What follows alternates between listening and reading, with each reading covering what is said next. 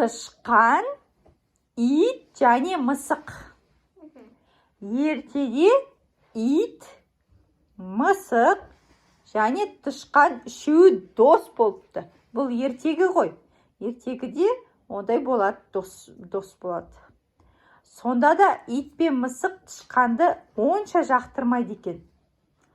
Тышқан күні-түні тынбайтын еңбекқор болыпты. Ал ит пен мысық тапқанын жеп, жұмсақ шөп пен жылы жерде жатып алады. Бір күні ит қасындағы мысыққа: осы тышқанның жұмысы таусылмайды, тіпті күйбеңдейді де жүреді, деп қынжылады.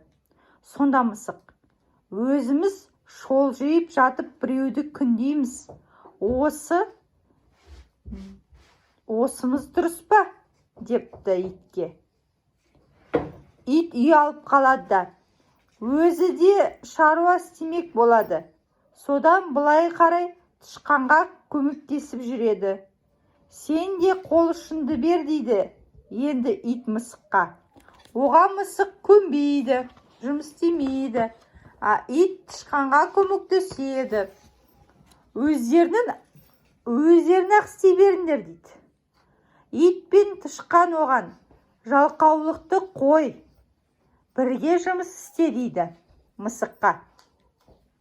Әй, мен сендердің жұмыстарыңды күндеп жатқан жоқпын ғой. Неге тиісесіңдер деп мысық ашуланады. Ит пен тышқан үндемей жүре береді. Мысыққа тамақ қалдырмай өздері жейді. Аш мысық енді ит пен тышқанның тапқанын ұрлай бастайды. Жаңағы мысық жалқау ғой, жата береді. Ит пен тышқан олар жұмыскер, жалқау емес, еңбекқор сондай. Солардың тамақтарын ұрлай бастайды енді мысық.